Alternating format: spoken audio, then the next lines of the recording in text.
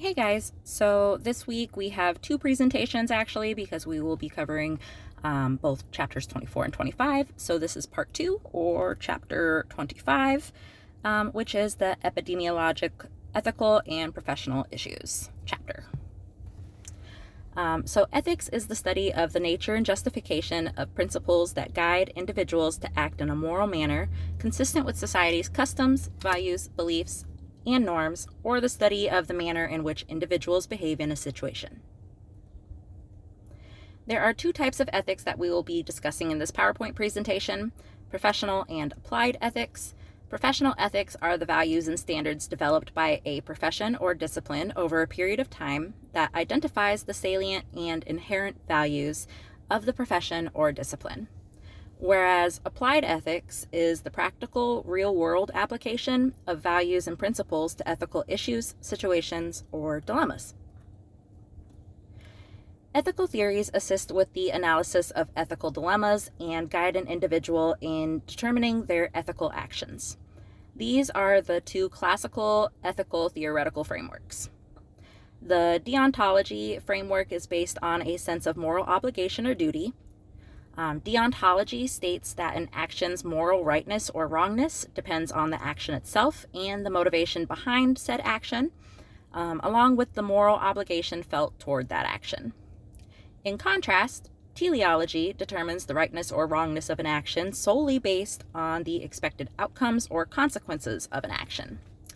And utilitarianism is a theoretical framework of the teleology theory, with the utilitarian framework proposing that the most ethical action is that which results in the greatest good for the largest number of individuals. So utilitarianism focuses more on the ultimate number of individuals impacted by the action that produces a specific outcome or consequence. This slide lists several of the ethical principles that help to guide an individual's ethical behavior. These ethical principles are the foundation of the professional code of ethics and helps an individual in the critical analysis and reasoning processes experienced during an ethical dilemma. The most common principles in ethics being beneficence, non-maleficence, justice, and autonomy, closely followed by fidelity and veracity. Beneficence refers to the norms that guide the greatest benefit to an individual, group, or population. Non-maleficence focuses on doing no harm to an individual, group, or population. Justice ensures that fair and equitable distribution of benefits, risks, and costs are, being followed. Autonomy is known as respect for persons or the right for one to make their own independent decisions, also referred to as the right to self-determination. And then fidelity is known as promise keeping, whereas veracity is known as truth-telling. Values are beliefs that an individual or social group holds regarding what is relevant and important to their belief system. They are continually formed throughout life as an individual develops personally and professionally, and as the contextual and social situation of the individual changes over time, with some values being permanent and some transforming and evolving as an individual matures and develops. The values clarification process assists each individual or organization to identify their core values, or their values that never change over time, in which an individual holds as a guiding principle to direct their behaviors or actions. It promotes self-reflection to identify values in one's own value system, and during this process of self-reflection, one has the ability to analyze and prioritize their values through refinement. This entire process being coined values clarification, a process which consists of 3 steps: choosing, prizing, and acting. So choosing consists of 3 criteria: choosing freely, choosing from alternatives, and choosing after thoughtful consideration of the consequences of each alternative. The next step in the process, prizing, consists of 2 criteria: cherishing and being happy with the choice, and the willingness to affirm the choice within a public arena. And then lastly, the acting process, which is defined by doing something with the choice and repeatedly acting in the same manner to the extent that it forms as a life pattern. Collectively, these three processes define the value clarification process that we talked about in that last slide, to help an individual identify their values, which helps them to form the basis for their own personal and professional epidemiologic paradigm used to approach various ethical situations. This values clarification process then can be used by a variety of different people, including teams and groups, organizations, and associations to identify and clarify their values. The roots of ethical guidelines emerged from the Declaration of Helsinki, developed by the World Medical Association, and the Belmont Report. The Declaration of Helsinki establishes a set of ethical principles to provide guidance in the conduct of research which uses human subjects. The Declaration includes principles of safeguarding research subjects, providing informed consent, minimizing potential risks, and adhering to an approved research protocol. The Belmont Report, on the other hand, which was first written by the National Commission for the Protection of Human Subjects of Biomedical and Behavioral Research, identified three fundamental principles for engaging human subjects into research. These three principles being respect for persons, beneficence, and justice. Ethical dilemmas arise when there is a conflict in the principles, duties, rights, beliefs, or values of one individual, group, population, or community with another, or against societal expectations. Reflective processes such as values clarification and ethical decision-making processes assist with the resolution of ethical dilemmas. In this slide is a reflective process proposed by Porsche, 2003, that help an individual to gain reasoning about the ethical dilemma at hand.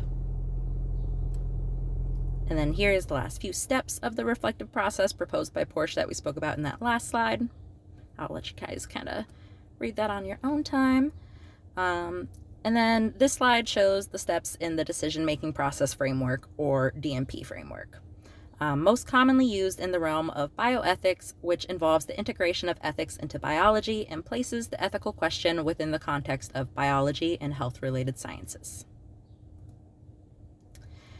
I really like this figure that the book gives to us that shows each of the steps in the DMP framework that we introduced in that last slide, as I think it does a much better job of breaking down each of the steps in a simple and easy to follow visual diagram.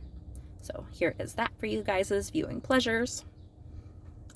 And then the American College of Epidemiology was incorporated in 1979 to develop criteria for the professional recognition of epidemiologists and address epidemiologists' professional concerns. They have developed these ethical guidelines for use by epidemiologists. And if you go to page 290 in the textbook, you will also find a good table that breaks down each of these ethical guidelines in relation to epidemiology. It's a lot to try to list all of them, but the book has a really good table, so definitely should peep that. And then other codes of ethics have been developed by different professional disciplines to help them guide the ethical decision-making processes for each of their respective disciplines as well, such as the American Nurses Association Code of Ethics and the Public Health Code of Ethics. And then we have privacy and confidentiality. These are two concepts frequently used together and also incorrectly used interchangeably. Privacy refers to the freedom from intrusion into an individual's personal matters or information, whereas confidentiality refers to personal information that is shared with an individual or others that cannot be divulged to a third party without the express permission of the affected individual. The Health Insurance Portability and Accountability Act of 1996, otherwise known as HIPAA, was passed as a national set of standards for the protection of certain health information. The goal of this privacy rule was to ensure that an individual's health information was properly protected while permitting the adequate flow of health information across different healthcare entities that need to provide and promote high-quality healthcare to protect the individual's well-being and the public's health. It sets standards for the use and disclosure of an individual's health information, also known as their protected health information, or PHI, and referred to healthcare entities that were subjected to the privacy rule as covered entities, which extended to health plans, healthcare information, data clearinghouses, and any healthcare provider who transmits health information in an electronic form, alongside any business associates who were to perform certain functions or activities for or on behalf of the covered entity, as long as this service also involved the use or disclosure of PHI. Ethical competence, then, is the quest for knowledge and action that defines what is right from what is wrong. An ethically competent individual is capable of knowing the boundaries of their knowledge and expertise as to do no harm. This is considered to be a fundamental competence for all healthcare providers and public health practitioners, including epidemiologists. It includes the following 4 competencies: ethical reasoning, public ethics and values action, promotion of organizational ethical practices and behaviors, and a commitment to high ethical standards. And then this figure just shows the interrelated competencies necessary for ethical competence that we talked about in the last slide. And finally, epidemiologic ethical issues. What are some potential epidemiologic ethical issues? Epidemiology, like many other health-related and public health disciplines, has several potential areas for the emergence of ethical situations. Epidemiology as a discipline grew out of medical and public health science and shares some overlapping areas of ethical concern. Additionally, epidemiologic findings have clinical, public health, and policy implications, expanding on the nature and potential for ethical concerns. Some potential epidemiologic ethical issues include things like data falsification and fabrication, privacy and confidentiality versus monitoring and surveillance, the duty to warn, benefit and risk determination, conflicts of interests, which could be individual, personal, professional, and community obligations which conflict, informed consent issues, search and seizures, data encryption,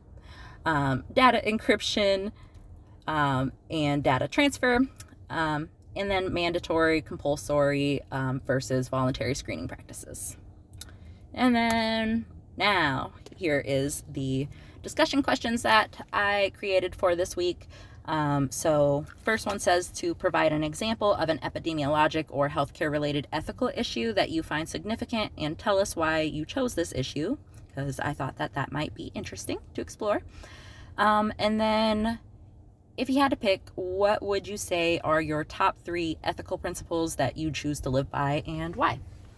I just want to hear what everybody's core values are. So feel free to share in the discussion board this week. If anybody has any questions or concerns, definitely feel free to hit me up.